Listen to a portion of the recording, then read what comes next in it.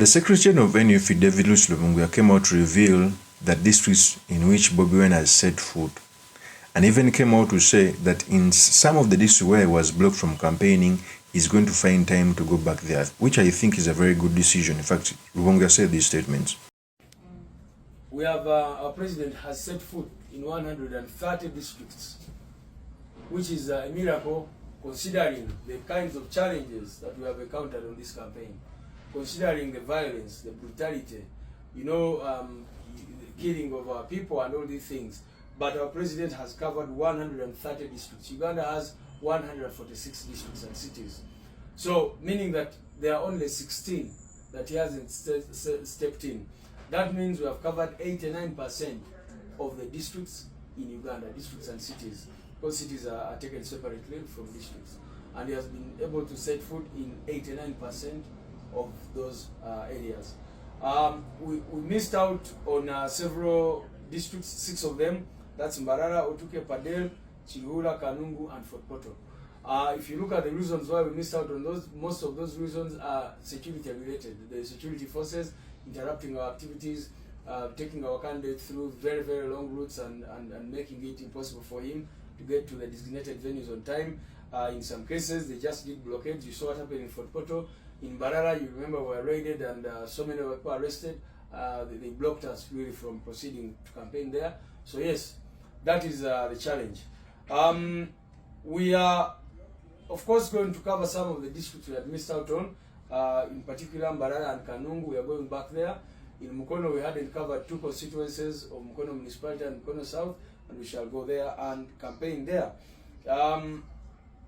Then, in terms of coverage, of course, you people have seen that we've been covering sometimes 2 districts, sometimes 3 districts, and we really, really appreciate our teams for doing that great work to move to the country. That is David Rubongoya. So the purpose of this video, I've come to talk about how the regime has fought Bobi Wine hard not reaching certain districts, what it means for our politics, and most importantly, the certain materials we can learn from the politics of our nation. But before I do this, I want to, if you're new to this channel, please subscribe.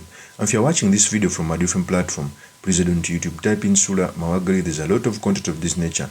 If geopolitics and economics is what you want, this will be definitely the right channel for you to subscribe to.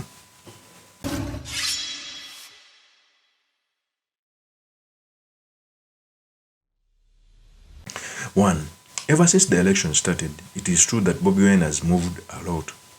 In fact, since Genome 7 is old, he's doing his election in the old way.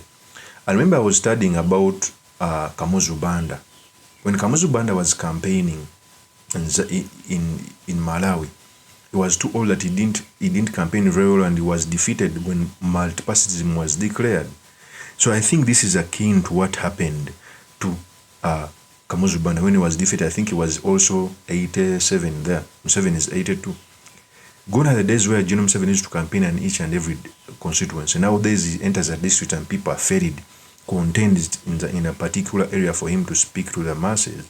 So when David Rubongoya comes out to say that there are some districts Bobi Wine missed out, and he singled them out like Mbarara, Otuke, Fort Poto, etc., where they are going to go back, I think is a very good decision.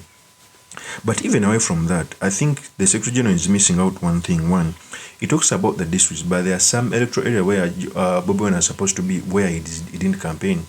Case an example in Entebbe. When he went to campaign in Entebbe, he was taken in a neighboring constituency. I think they must reconsider that, because Entebbe is a very good electoral area. Bobi Wine was blocked from campaigning in Entebbe.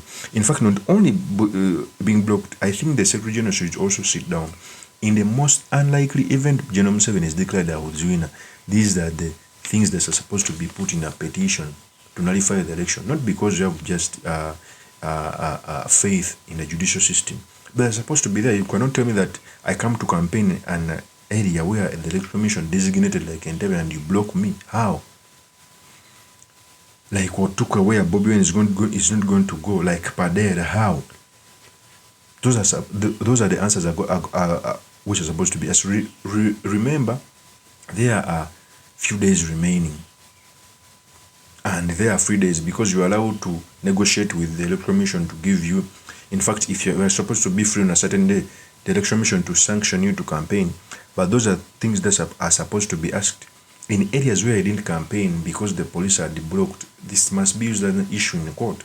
What is the role of the Uganda police and the UPDF in the elections? Okay, the court should come out and streamline that, because as we go on, we are seeing an assertive UPDF, an assertive police that even controls an election, which ordinarily should be controlled by the Electoral Commission. Those are the questions that are supposed to be answered. So for me, I think the Secretary General revealing that they are going to go back in those areas where Bobi Wine didn't campaign, it is a masterstroke, and I endorse it. Of course, that's my opinion. Remain yours truly, Mr. Makindi. Kabir Sulaiman Mawagali. If you're new to this channel, please subscribe, like, and comment so that I can be motivated to do more of such videos. I'll see you on another one. Peace.